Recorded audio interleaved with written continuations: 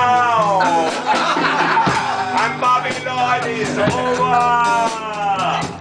Man can't cry no more. Slavery is one of the most cruel institutions in the history of mankind, where the white colonial settlers would take people mostly from the coast of West Africa, Ghana, Liberia, Nigeria, take them, ship them to the Western world, use them for labor to build their plantations, their farms, build their cities. So during Middle Passage, the slave trader would come to West Africa and he wouldn't take the weak, he wouldn't take the beggarly, he wouldn't take the insane, because they were looked upon as chattel, they were looked upon as merchandise. So he would take the strongest, the biggest, the most healthy, the poets, the great leaders of Africa, capture them, put them in the belly of a ship, sail them to the Western world. Terrible thing called Middle Passage. Half of them would die. The other half sold in the slave markets of the Western world. Jamaica, Antigua, Barbados, Bahamas. And these were the strongest, these were the best, these were the kings, these were the princes, these were the great, great men of Africa that were captured and misplaced and taken to the Western world.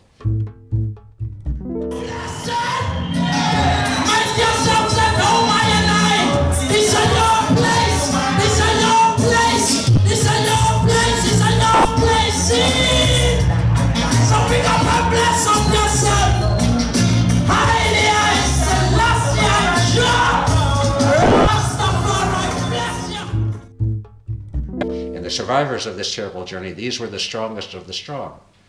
So when you're looking at the Africans that were survived and became the slaves in North America, these were the kings and princes, these were the great, great men of Africa. But of course we now look upon them as slaves. If you were born in the Western world, they have a different connotation for them. Now the thing about Jamaica is when a slave was rebellious, when a slave could not be controlled, when a slave would not bow to the slave master, when a slave master would not give up his idea of freedom, would not give up his idea of African royalty, he would be sent to Jamaica, because Jamaica was the cruelest, the hardest, the harshest on slaves. They had the cruelest, most draconian slave masters in the entire Western world. So if a slave was really standing up and couldn't be broken, he went to Jamaica.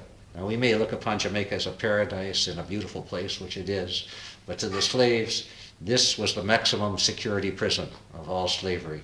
This is for the hardest core rebels. So Jamaica has always, throughout its history, has always been rebellious, has always been known by people who rebel, fight against authority, won't listen to law, won't listen to order, totally cannot be regulated to this day. Jamaicans have always been the rebels.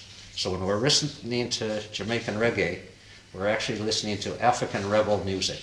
This, put away geography, put away the ocean, this is African music.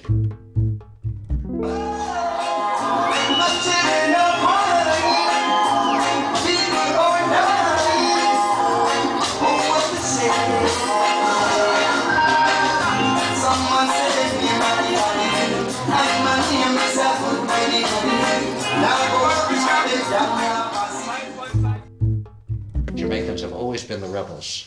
So when we're listening to Jamaican reggae, we're actually listening to African rebel music. This, put away geography, put away the ocean, this is African music. And this is the African music that's always been sung by the rebels of Africa. So it's not unusual to think that this music inspired in the 1980s. Reggae was always an inspiration to the rebellions in Mozambique, Angola, South Africa, Namibia, Zambia, Zimbabwe. This was the music that inspired them because this was sang by the rebels. Just 400 years later, living in Jamaica, they were now known as West Indians.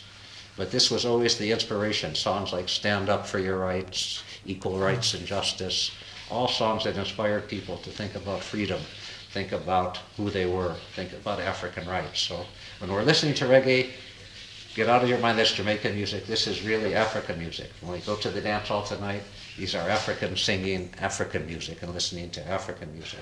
This is really African music. When we go to the dance hall tonight, these are Africans singing African music and listening to African music.